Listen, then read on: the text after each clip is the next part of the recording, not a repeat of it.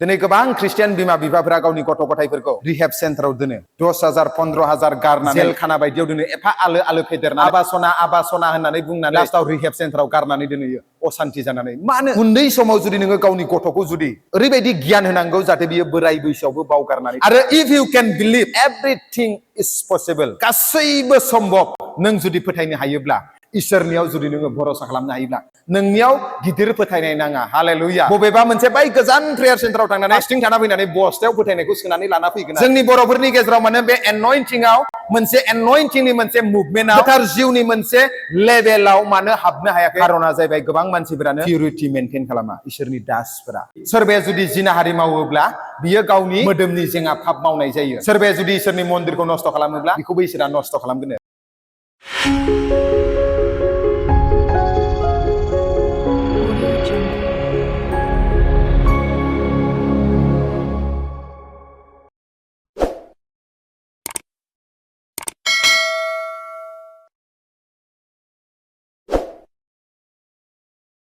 Specially आङो दायो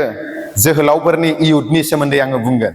बे जोबनाय मुगायाव जाहैबाय बथ पजिटिभबो दङ नेगेटिभबो दङ, नाथाय डिसिसना नोंनि सायावसो। आरो जोंनि गोबां ख्रिस्टियान जोहोलाव सेंग्रा सिख्लाफोरानो दिनै लाइफआ जाहैबाय कमप्रमाइज। ख्रिस्टियानखौ मोनसे धर्म बायदिसो लादों, रिलिजियन बायदिसो लादों। इसोरजों आरो गावजों रिलेशनशिप बायदि बिसोरो जिउ खुङा। जायनि जाहोनाव ख्रिस्टमास जायोबाल' जमा जायो इयुथफोरा, आरो ख्रिस्टमास जायाब्लानो गिर्जाजों सोमोन्दो गैया, बिमा बिफानि बोसोन लाया, बाइबेल फराया, आर'ज खालामा। आरो गोबां जायगायावनो दिनै बर' जोहोलाव सेंग्रा सिख्लाफोरा ख्रिस्टियानफोरा दिनै आलाय सिलाय जानानै दङ। गोबां मानसिफोरानो दिनै गाज्रिजों थांनानै दङ, कमप्रमाइज जिउ खुंनानै दङ। बिमा बिफाफोरालाय गिर्जायाव हाबथियो, बिमा बिफाफोरालाय फास्टिं प्रार्थना खालामनायखौ गारा, बिमा बिफाफोरालाय आर'ज खालामनायखौ गारा, बोसोन फरायनायखौ गारा, गिर्जा गारा। नाथाय फिसाफोरखौ जाहैबाय बिसोरो फुस्लायब्लाबो बिसोरो गिर्जायाव लाबोनो हाया। जोंहा बर'फोरनि गेजेराव मोनसे गिदिर समस्या जानानै दङ। जोहोलाव सेंग्रा सिख्लाफोरखौ दिनै जोङो फल' आप खालामाखै। बिसोरखौ जोङो इयुन जोलैनि थाखाय बिसोरखौ प्रिपेयार खालामनांगौ आत्मायाव, नाथाय जोंहा नेग्लेक्ट जालांनानै थायो। गोबां मण्डलीफोरावनो दिनै जोहोलाव सेंग्रा सिख्लाफ्रा कमप्रमाइज जिउ खुंनानै दङ। दिनै जुदि नोङो जोहोलाव सेंग्रा सिख्ला जानानै कमप्रमाइज जुदि संसारजों गोरोबनानै जिउ खुंनानै थायोब्ला दिनै इसोरा नोंखौ बिसारु होननानै बुंदों। You are the enemy of God. Hallelujah. জাকবনি লিরনায় চ্যাপ্টার 4 ভার্স 4। আজি ইয়াতে ঈশ্বৰৰ বাক্যই ক্লিয়াৰ কৈছে, কোনোবাই যদি জগতৰ লগত যদি বন্ধু বনাবলৈ বিচাৰে তেনেহ'লে সেই ঈশ্বৰৰ লগত শত্ৰু হয়। আজি আপুনি কাৰ শত্ৰু হ'বলৈ বিচাৰিছে? আপুনি জগতৰ শত্ৰু হ'ব বিচাৰে না আপুনি ঈশ্বৰৰ শত্ৰু হ'বলৈ বিচাৰে? যদি আপুনি জগতৰ মিত্ৰতা হৈ পেলাই জীৱন জীয়াই থাকে, এদিন আপুনি নৰকত যাবলৈ লাগিব, এদিন আপুনি কান্দিবলৈ লাগিব। আজি আপুনি যদি ঈশ্বৰৰ লগত যদি বন্ধুতা হৈ পেলাই চলে, দিनै যদি नोङो इसोरजों बिसिगि जानानै जिउ खुङोब्ला सानसे रंजानाय समा फैगोन, सानसे गोजोननि समा फैगोन, आरो सानसे नोङो अराय समनि थाखाय इसोरजों सोरगो रायजोआव थानो हागोन। नाथाय नोङो दा जुदि संसारजों बिसिगि जानानै इसोरनि बिसारु जायोब्ला सानसे बिखा सौनायनि समा फैगोन, सानसे गाबनायनि समा फैगोन, सानसे नोङो साहानिफ्राय खोला, खोलानिफ्राय सानजा नोङो इसोरनि दयाखौ नागिरबायगोन, नाथाय इसोरा नोंनि बिनायखौ गाबनायखौ खोनासंनाय नङा। बेनिखायनो इसोरनि बोसोना बुंदों, सम थानायावनो मोजां समावनो जुदि नों इसोरजों जुदि थायोब्ला दिनै गाज्रि समाव इसोरा नोंखौ बासायगोन। आरो बे मुगायादि माब्लाबाबो मोजां जागोन बेखौ नोङो दा हास्थाय। जेरैबायदि थांनाय बाराव कर'ना फैनानै जों गोबां मानसिखौनो कन्ट्रल खालामदों। हुनि अर्डार? World health अर्गानाइजेशननि। सब धोनि गोरिब, इडुकेटेड आनइडुकेटेड साफ्रोमखौबो कन्ट्रल खालामदों। जायनि जाहोनाव लकडाउन होदों, नों बारग'नो हायाखै। गिर्जा प्रार्थना गैया, गोबां मानसिफ्रा होनदों फोथायनाया दुरबल जाबाय, गिर्जा प्रार्थना गैला। हालेलुया। आरो बे बोथोरफोरादि माब्लाबाबो मोजां जाबावगोन बेखौ नोङो दा सान। मोनसे सम दङमोन मानसिया फिसा मोनसे गोरोन्थि मावनो थाखायनो गियोमोन। इसोरखौ फोथाय, दा फोथाय। खिन्थु मोनसे मानसिनियाव समाज दङमोन, जेब्ला जों उन्दै उन्दैमोन माबा मोनसे गोरोन्थि मावोब्ला गंथाम गंब्रै ससाइटि लानानै, गामि लानानै, रायजोफोरा मिटिं जालायनानै बिसोरो जाहैबाय बे दाय मावग्राखौ बिसोरो जाहैबाय बिसार खालामो आरो ओरैबायदि साजा होयो जायनि जाहोनाव गोरोन्थि मावनोनो गियोमोन। आरो जेब्ला मोनसे सम दङमोन जों उन्दै उन्दैमोन, जों नुदों जोंनि सिनियरफोरखौ जेब्ला स्कुलनि मास्टारफोरा फैयो अब्ला साइकेलनिफ्राय ओंखारलायनानै साइकेल नारो। आरो दानियाथ' बाइकआ ब्रुं होननानै साखोनानैसो देखायनानै गालाङो। जुगा सोलायबाय। दिनै मानसिया गावनि आंगोखौनो रेप खालामनो जिनाहारि खालामनो गिलिया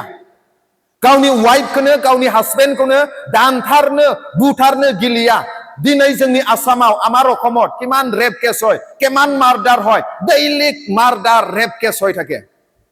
মানুহবিলাকে এতিয়া হত্যা কৰিবৰ কাৰণে ভয় নকৰা হৈ গল পাপ কৰিবৰ কাৰণে ভয় নকৰা হৈ গল কিনো হেগৰ দিনত বলে মানুহবিলাকে নিজৰ মাত্ৰ ভাবিব নিজৰ ঘৈনেক নিজৰ হাজবেণ্ড নিজৰ লৰা ছোৱালীকো নাচাব নিজৰ মাত্ৰ প্ৰেম কৰা ব্যক্তিবিলাক ওলাই আহিব আৰু এতিয়া আমি হেগৰ দিনত আছে হালেলুয়া প্ৰেজ দ্য লৰ্ড যত নেকি মানুহবিলাকে এতিয়া পাপটো ভয় নকৰা হৈ গল যত নেকি লৰা ছোৱালীবিলাকে ডেকা লৰা ছোৱালীবিলাকে নিজৰ মা দেউতাক ঠগাই পেলাই হলিও পাপ কাম কৰিব বেয়া ৰাস্তাত যাব আৰু মা বাবাৰ কথা নামানা এনেকুৱা হৈ গল আৰু আজি সেই হেগৰ দিনত যিমান ব্যক্তিবিলাকে আজি প্ৰভুৰ লগত থাকিব সেই ব্যক্তিবিলাকে নুহাৰ নিচিনা হেগৰ দিনত উদ্ধাৰ পাব হালেলুয়া প্ৰেজ দ্য লৰ্ড আজি আমি হেগৰ দিনত আমাৰ ডেকা লৰা ছোৱালীবিলাকে কেনেকুৱা হ'বলৈ লাগে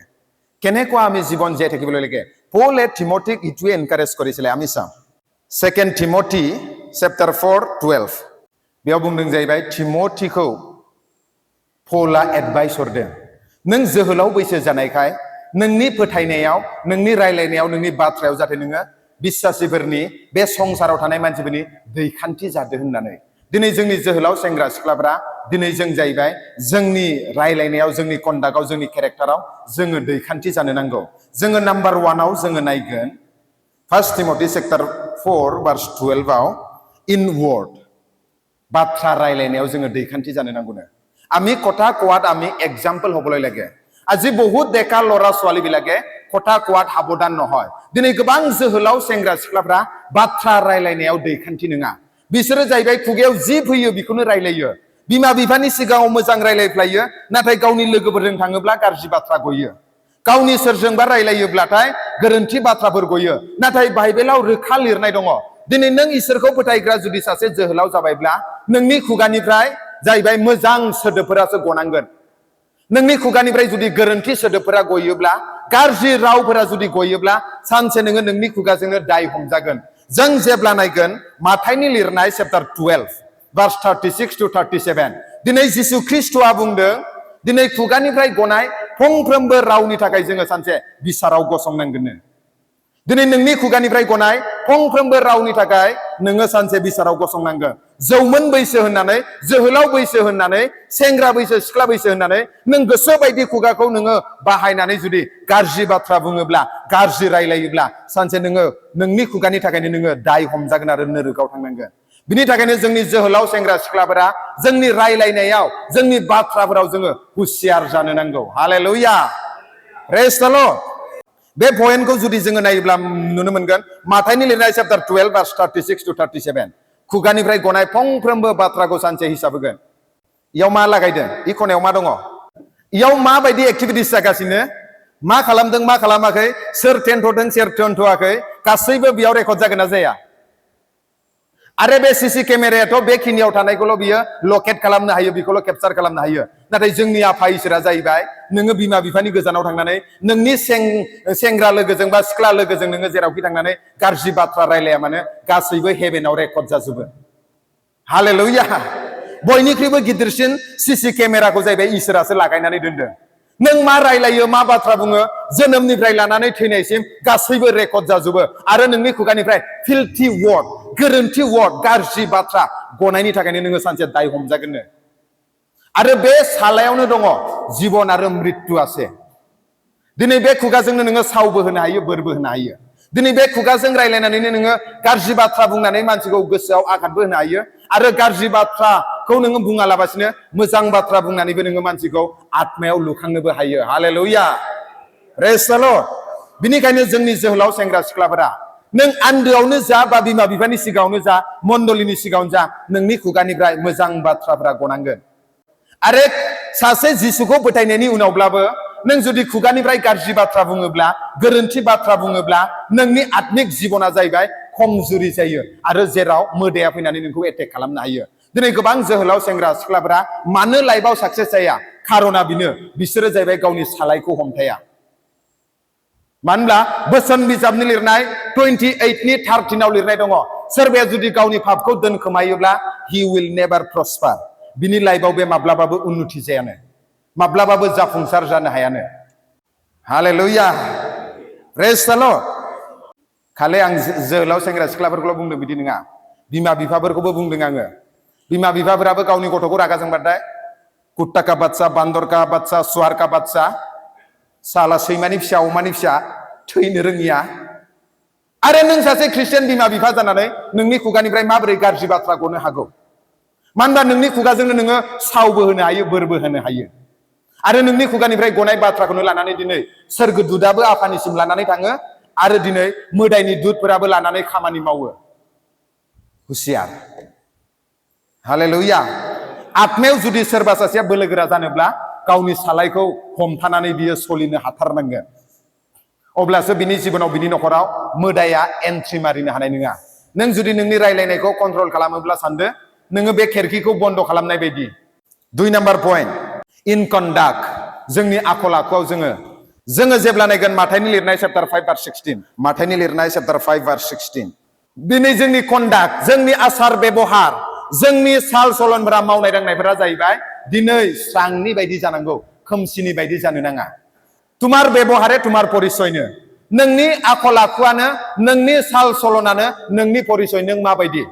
नों माबायदि एटिट्युड देखायो बिनो नोंनि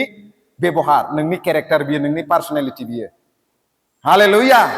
सासे मानसिखौ सिनायनो थाखाय बिनिफ्राय खुगानिफ्राय राव गलायनांगौ बिदि बाथ्रा नङा सासे मानसिया मा लेभेलनि बियो माबायदि आखलनि बियो बिनि बेबहारानो बिनि परिचय दिनै जोंनि परिचया स्रांनिसो जानो नांगौ खोमसिनि जानो नाङा आरो जोंनि कन्डाक्टआ जाहैबाय जों मानसिनि देखायनायावल गिर्जानि सिङावल स्वर्गदूत बायदि नुनानै जाया जोंनि आखल आखुआ जाहैबाय गिर्जानिफ्राय बाहेरायाव थांब्लाबो गावनि न'आवनो जा गावनि बिजनेसनि जायगायावनो जा गावनि जबनि प्लेसआवनो जा नोंनि बेबहारा जाहैबाय स्रांनि बायदि जानांगोन हालेलुया अब्लासो संसारनि मानसिया नोंखौ बुंगोन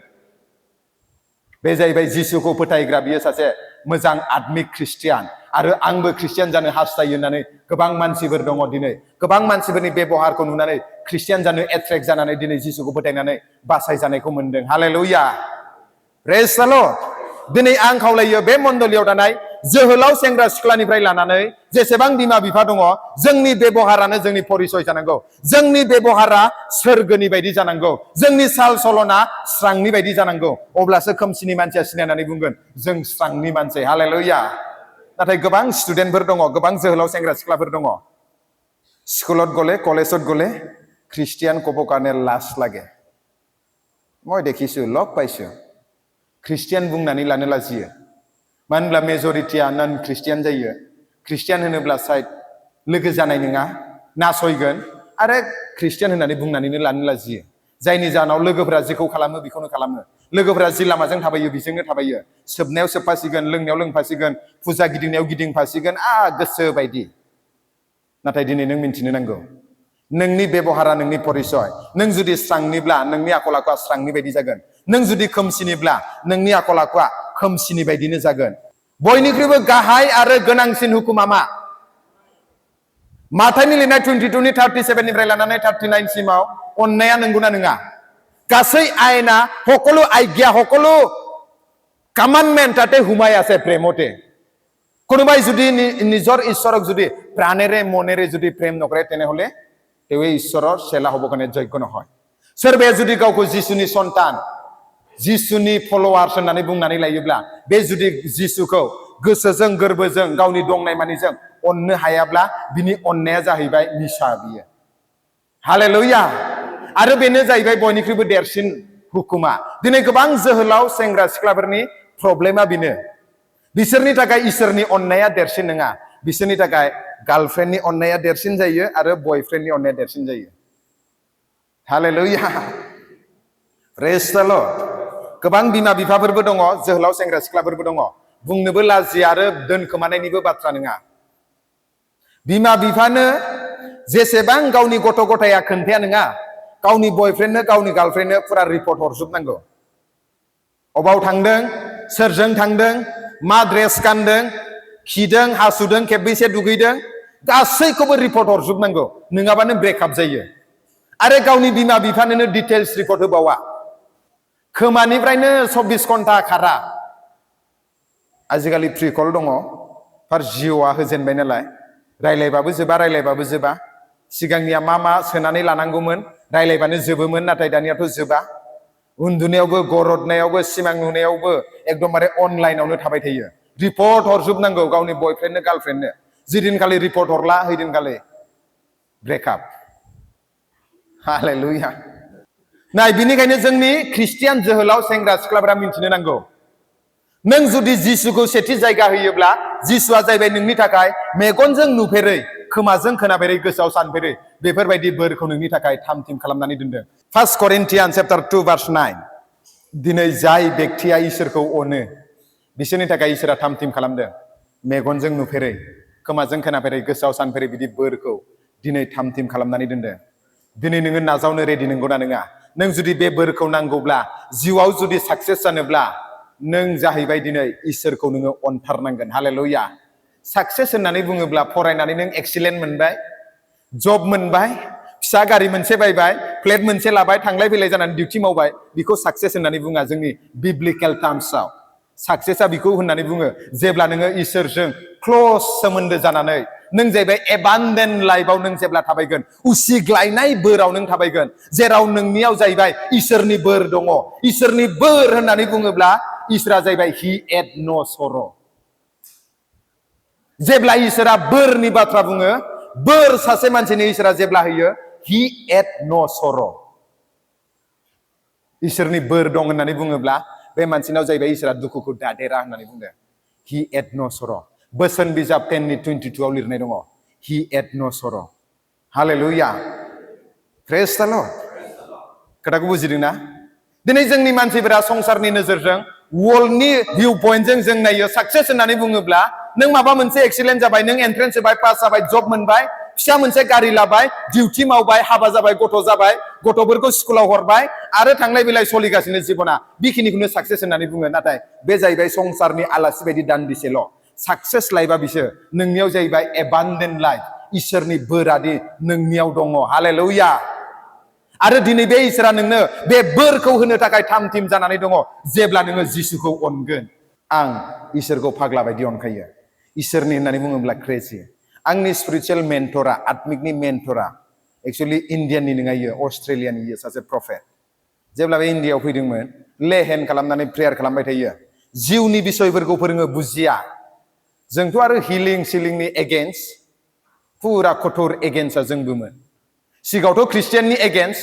जेब्ला आरो ख्रिस्टियान जालायबाय आरो ओरैबायदि मोनसे इनफ्लुयेन्सआव फैलायबाय जेरावनोखि मिसा इफोरो दानि दिनाव होमबालाय डक्टरालाय अबावथो थैखो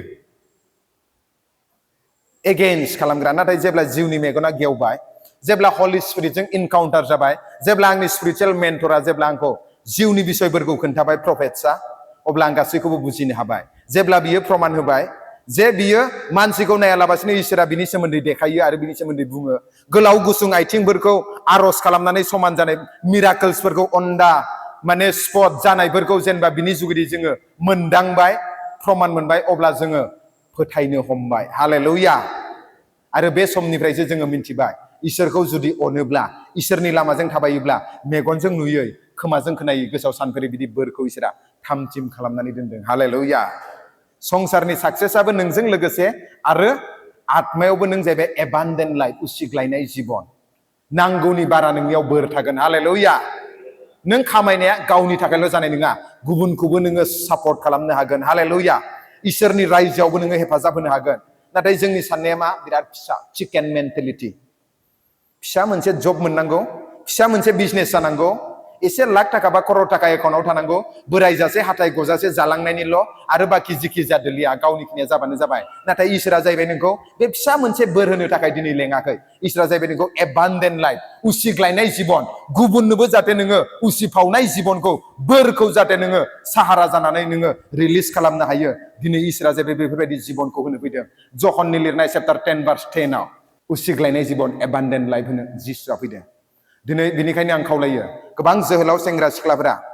इसोरखौ अननांगौ नाथाय जिसुखौ अनालाबासिनो इसोरखौ अनालाबासिनो बयफ्रेन्डखौ गार्लफ्रेन्डखौ जुदि बांसिन अनोब्ला सानदो सानसे नों गाबनांगोन पस्तायगोन हाबा जाखांनायनि उनावब्लाबो मानो डिभर्स जायो मानो गारनानै खारो गिर्जायाव हाबबाय थाब्लाबो मानो एना एनि जायो खारना जाहैबाय बिनो गावनि गोसो बायदि जुदि थाबायोब्ला इसोरखौ जुदि अनाब्ला गावनि बयफ्रेन्डखौसो गार्लफ्रेन्डखौसो जुदि बांसिन अनोब्ला सानसे नोंनि संसार जानायाव प्रब्लेम जाफैयो हालेलुया जेब्ला इसोरखौ नोङो अनगोन अब्ला इसोरा जाहैबाय नोंनो राइट लाइफ पार्टनारखौ होगोन इयो जेब्ला नोंनो राइट लाइफ पार्टनारखौ होगोन अब्ला नोंनि जिबना जाहैबाय संसारावनो सोरगो बायदि नोङो जिउ खुंनो हागोन हालेलुया प्रेज द लर्ड बुजिदों दा बाथ्राखौ दिनै नों जुदि इसोरखौनो अनाब्ला इसोरखौ अनग्रा नोंनो हिनजाव माब्लाबाबो होनाय नङा इसोरा जाहैबाय गावनि फिसाखौ माब्लाबाबो सैताननि खुगायाव गारनानै होनाय नङा नों इसोरखौ अनब्लासो इसोरखौ गिग्रा नों हिनजावखौ मोनगोन नों इसोरखौ अनब्लासो इसोरखौ गिग्रा हौवाखौ नोङो मोनगोन नाथाय नों इसोरखौनो अना नोंखौ माबोरै नोङो इसोरखौ अनग्रा बिजामादै एक्सपेक्ट खालामबाय थानो हालेलुया बे इसोरा जाम्बा नङा दै नों इसोरखौ अनग्रोगोन इसोरा मालाय नोंनि मोजांखौ मावगोन हालेलुया नों जुदि इसोरखौ अनोब्ला इसोरनियाव फोथायनानै थाबायोब्ला इसोरा जाहैबाय नोंनि गाज्रिखौ माब्लाबाबो मावनाय नङा नोंखौ लानजाय बानायनाय नङा खर' बानायगोन हालेलुया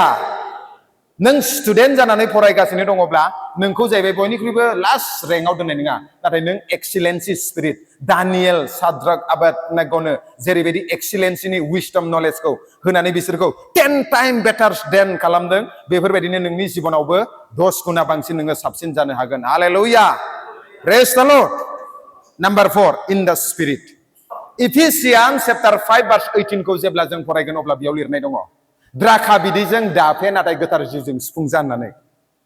इफिसियाननि लिरनाय चैप्टार 5:18 आव द्राखा बिदैजों दाफे नाथाय गोथार जिउजों सुफुंजा नाथाय जोंनि जोहोलाव सेंग्रा सिख्लाफोरा माब्ला द्राखा बिदैजों सुफुं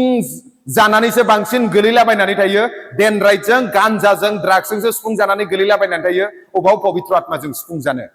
नाथाय जों जुदि पबित्र आत्माजों जुदि परिपूर्ण जायोब्ला जों जाहैबाय थांनानै थानायाव इसोरनि दयाखौ इसोरनि ग्रेसखौ जोङो मोनो हालेलुया प्रेज द लर्ड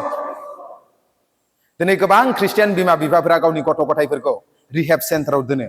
10,000 15,000 गारनानै जेल खाना बायदियाव दोनो एफा आलो आलो फेदेरनानै आबासना होननानै बुंनानै लास्टआव रिहेब सेन्टाराव गारनानै दोनहैयो असान्ति जानानै मानो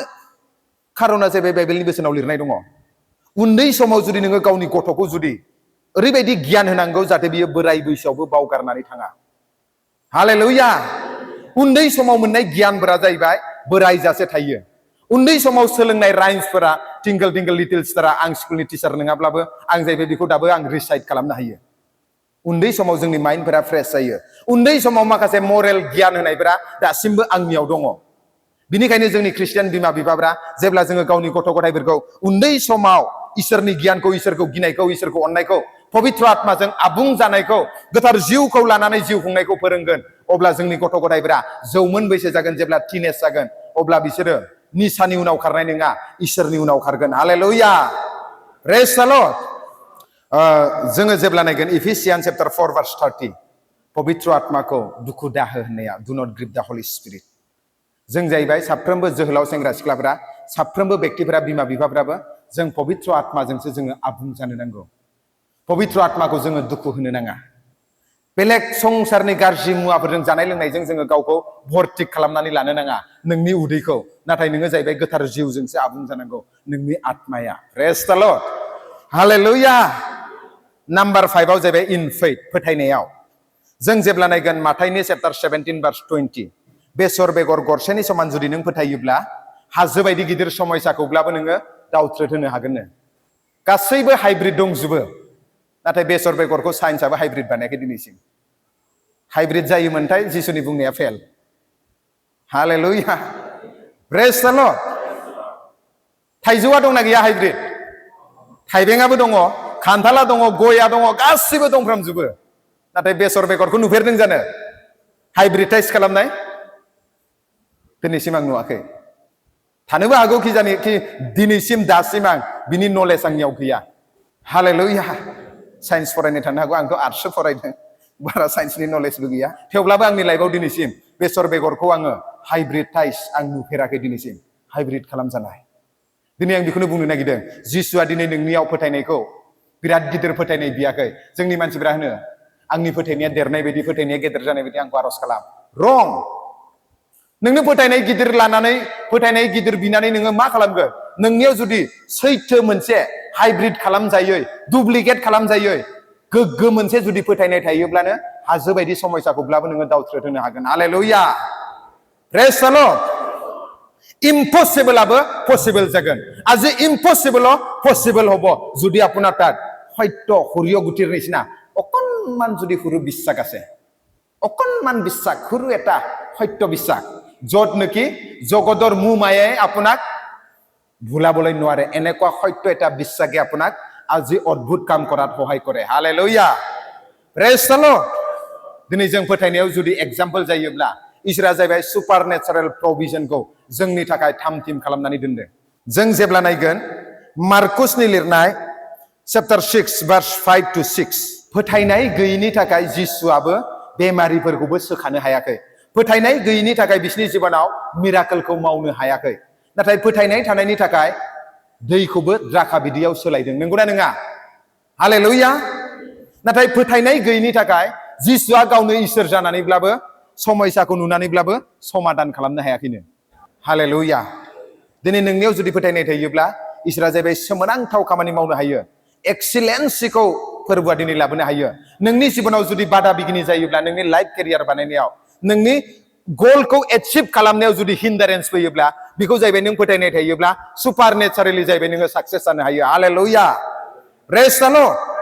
नाथाय नों फोथायनाय गैयाब्ला जेबनिबो समाधान गैया नों फोथायनाय गैयाब्ला बेमारनिफ्रायबो हिलिं गैया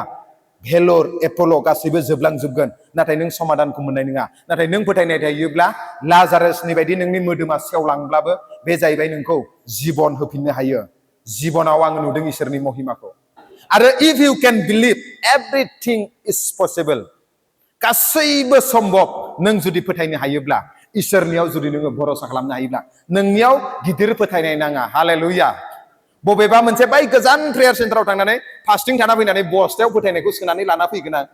जोंनियाथ' मेन्टेलिटिया बिदिसो नालाय पान्जाबाव थांनानै फैनोसै आङो फोथायनायखौ बस्तायाव सोना लाना फैनोसै मास मोनसेनि उनाव बे एखे कन्डिसन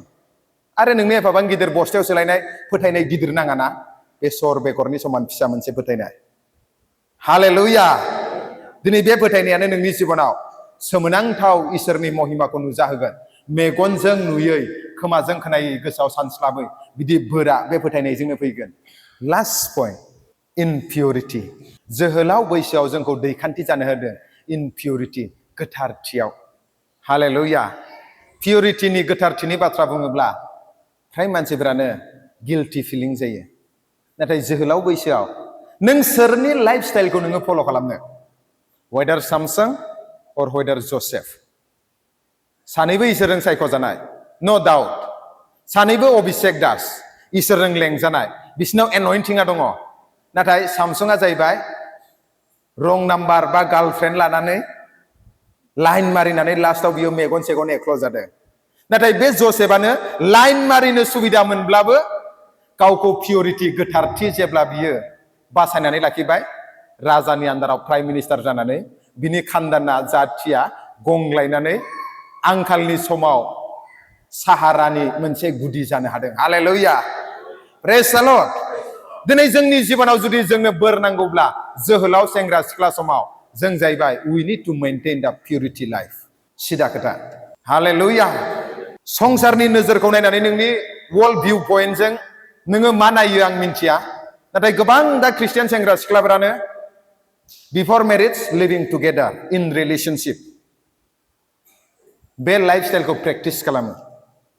नाथाय नों जुदि इसोरनि बोरखौ नांगौब्ला नोंनि इयुन जोलैयाव जुदि ब्लेसिंखौ नांगौब्ला नों जाहैबाय गावनि जिबनखौ पिउरिटि नों मेंटेन खालामनांगोन हालेलुया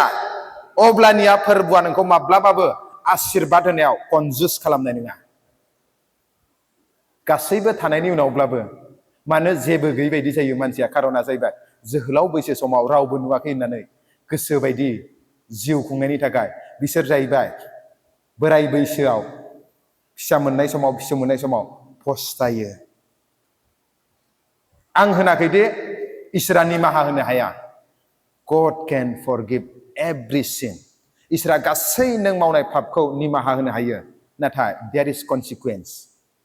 बेयाव जाहैबाय बिनि साजा थायो दायुदा बिबेसाराव थांदों मालायनि हिनजावखौ लुप खालामनानै बिबेसाराव थांदों आरो बिनि हौवाखौ जुद्धआव सिगाव थिनहरनानै कामान्डारा उनावसो थायो राजानि अर्डार बायदियै नाथाय सिगाव थिनहरनानै बिखौ बुथारदों प्रि प्लानिं मार्डार खालामदों निमाहाखौ मोनदों बियो गितफोरनि 51 आव लिरनाय दङ आंनिफ्राय गोथार जिउखौ दाबोखार होननानै नाथाय बे जाहैबाय सानसे बोराय बैसोआव सेन्डाल गैयालाबासिनो गावनि राजमहलनिफ्राय खारनांगौ जादों बिनि न'आवनो थरवाला सलिफिनदों हाग्रानिफ्रायनो फैनानै राजा जादों आरो सानसे जिउखौ लानानै बियो हाग्रायावनो थाखुमानायनिबो सम फैदों बोराय बैसोआव खारना जाहैबाय कनसिकुवेन्स hallelujah praise the lord Salomon राजानि बोसोना मामोन फार्स्टआव सलमना स्टार्टिंखौ मोजांखौनो मावदों इसोरखौ अनोमोन आरो इसोरखौ अननायनि थाखाय बियो इसोरनियाव विजडम गियान मानसिखौ बासायनो मानसिखौ बेंनो गियान बिनायाव इसोरा बिनो धन सम्पतिनि आरो मान महिमानिबो बिनो आशीर्बाद होदों लास्टआव बियो गावनि मान महिमाखौ धन सम्पतिखौ लानानै गौरब जानानै 700 वाइफ्स 300 कनकबाइन्स लानानै लास्टआव बे थैनायनि सिगां मानसिनि बयनिख्रुइबो गेदेरसिन मावनांगौआ बिनो इसोरखौ गिनाय आरो बिनि हुकुम बायदि थाबायनाय होननानै इक्लेसियासनि लास्ट भार्सआव बियो बुंलांदों हालेलुया बिनिख्रुइ देरसिन जेबो गैयानो गासैबो मिनिंलेसनो गासैबो बेकारनो नों गावखौ जेसेबां हेन्डसाम साना मानो नों जेसेबां गावखौ स्मार्ट साना मानो नों जेसेबां गावखौ गोरों साना मानो नों जेसेबां गावखौ धोनि साना मानो नाथाय सलमन बायदि सानसे नों बुंनांगोन सलमन बायदि जुदि नों जिउ खुंदोंब्ला बे संसाराव जेसेबां इन्जय खालामा मानो इसोरखौ गिनाय आरो बिनि हुकुम बायदि मानिनायनि अनगायै जेबो गेदेरसिन गैया जिबनाव फस्थायनानै सलमन राजाया बुंलांदों हालेलुया बिनिखायनो जोहोलाव सेंग्रा सिख्लाफोरखौ आं बेखौनो बुङो मेइनटेइन द पिउरिटि life hallelujah praise the lord जोंनि बर'फोरनि गेजेराव माने बे एन'इन्टिंआव मोनसे एन'इन्टिंनि मोनसे मुभमेन्टआव गोथार जिउनि मोनसे लेभेलाव मानो हाबनो हायाखै खारना जाहैबाय गोबां मानसिफोरानो पिउरिटि मेइनटेइन खालामा इसोरनि दासफोरा कुछ ना कुछ तो काला है अंदर इसका वजह से अभिषेक फोरबोनि खामानिखौथ' मावबाय थायो इसोरनि हाबाखौथ' मावगासिनो नाथाय बे जाहैबाय गोथार जिउनि होनाय अभिषेकआव एन'इन्टिंआव मानो मुभ जानो हायाखै खारना बिनो बबेबा मोनसे नङा बबेबा मोनसेयाव बेहा गोथारथिनि प्रब्लेम दङ हालेलुया प्रेज द लर्ड आरो जोहोलाव सेंग्रा सिख्लाफ्राबो सामसुं बायदि जुदि जिबनाव जुदि फस्थायनो लुगैदोंब्ला ला सासेनिफ्राय बारा सानै साथाम गार्लफ्रेन्ड सामसुंनिया मा सासेनिख्रुइ बारा बेहा रिलेशनशिप दंना गैयामोन नाथाय जोसेफआ साबैसेमोन सासेल'सो हाबा जानाय सामसुंनि बायदिथ' नङा नंगौना नङा सलमननिथ' नङा खायसे खायसेथ' दङ Salomon ministry hallelujah praise the lord दिनै जों जुदि पिउरिटि जुदि मेइनटेइन खालामोब्ला जोंहा जाहैबाय कनसिकुवेन्स दङ निमाहाखौथ' नों मोनगोन नाथाय बिनि साजा दङ थांनानै थानायावनो दिनै सलमना गोरोन्थि मावनायनि थाखाय बिनि रायजोआ डिभाइड जादों दिनै दायुदा गोरोन्थि मावनायनि थाखाय बियो बिबेसाराव थांनायनि थाखाय दिनै बियो गाव थामथिम खालामदोंमोन जेरुजालेम मन्दिरखौ लुनो नाथाय बियो गावनि आखाइजों लुफुंनो हायाखै थाखा फैसा गासैबो थाजोबब्लाबो इसोरा बिखौ एलाउ खालामाखै बियो हाग्रानिफ्रायनो फैनानै राजा जाफैदोंमोन आरो बिनि बोराय बैसोआव बिनि न'आवनो थरवाल सलिदों बिनि फिसाफोरनि गेजेरावनो दानलाय सुलाय जानानै राजानि सासनखौ जेब्ला हाखनखौ जेब्ला सेलायलायो अब्ला बियो गावनि जिबनखौ बासायनो थाखाय हाग्रायाव थाखुमानांगौनि सम फैदों हालेलुया बिनि थाखायनो जेब्लायबो गोसोआव लाखि नोंनि बिगिनिंआ इम्पर्टेन्ट नङा नाथाय नोंनि एन्डिंआ मस्ट इम्पर्टेन्ट हालेलुया आं दिनै इयाव गेदेर गेदेर दुगा दुगा प्रसार खालामनानै मा जानो आंनि एन्डिंआ जुदि गाज्रिब्ला फोरबो होनगोन आङो नाथाय फोरबो आं होनगोन आंनो गसिना केदाव ख्रिस्टियानखौसो होनगोन हिन्दुखौ होननाय नङा बे बाथ्राया हालेलुया बिनिखायनो जेब्लायबो जोंनि नोजोरा माबायदि जोङो बे संसारनि रेसखौ फोजोबगोन माबायदि जोङो आत्मिक जिबनखौ जिउ हान्थिनायखौ जोङो फोजोबगोन बेखौसो टारगेट बोनानै जोङो जिउ खुंनांगौ अब्लानिया जोङो गोथारथियै जोङो जिउ खुंनो हायो हालेलुया प्रेज द लर्ड से पिटारनि chapter 1 verse 15 and 16 as I am holy you should be holy होननाया जेरैबायदि आङो गोथार नोंबो बेबायदिनो गोथार जा होननानै बुंदों पिटाराव आरो जों जेब्ला नायगोन से करिन्थियानि चैप्टार 6 भार्स 18 to 20 सोरबाया जुदि जिनाहारि मावोब्ला बियो गावनि मोदोमनि जेंगा फाब मावनाय जायो सोरबाया जुदि इसोरनि मन्दिरखौ नस्थ' खालामोब्ला बेखौबो इसोरा नस्थ' खालामगोन 1 Corinthians chapter 6 18 to 20 आंनि उनाव बयबो फरायफागोन नोंसोरो जिनाहारिनिफ्राय गोजान जा मानसिनि गुबुन फाब मानिया मोदोमाव नांदेरा गुबुन फाबफोरा मोदोमाव नांदेरानो नाथाय जिनाहारिया मोदोमजों सोमोन्दो दङनो फरायलांनि बुजिलांगोन नोङो फरायब्लानो नाथाय जायहा जिनाहारि खालामो बियो गावनि मोदोमनि जेङा पाप खालामो जायहा नोंसोरनियाव खामियो आरो जायखौ इसोरा नोंसोरनो होबाय नोंसोरनि मोदोमा बे गोथार जिउनि मन्दिर होननानै नोंसोरो मिथियाना नोंसोरनि मोदोमा नोंसोरनि नङा इसोरनिसो बियो नोंसोरखौ दाम होनानै बायबाय बिनिखायनो नोंसोरो गाव गावनि मोदोमफोरखौ इसोरनि महिमानि थाखाय बाहाय सिदा खोथा एक्सप्लेन खालामनांगौ गैया गासैबो बुजिखाबाय क्लियारनो बे जाहैबाय प्रेक्टिकेल जोङो जिउ खुङोब्ला मेगनजों नुयै खोमाजों खोनाफेरै गोसोआव सानफेरै बिदि बोरखौ दिनै इसोरा थामथिम खालामगोन आंनि जिबनाव आं बिदि बोरखौ बहुत एक्सपिरियेन्स हालेलुया फाइनेन्सियेलि फिजिकेलि स्पिरिचुवेलि इसोरा आंखौ ब्लेस खालामदों जायखौ आं मेगनजों नुफेराखै खोमाजों खोनाफेराखै गोसोआव सानफेराखै बिदि बोरखौ दिनै इसोरा थामथिम खालामनानै दोनदों सोरबाया जुदि इसोरखौ अनोब्ला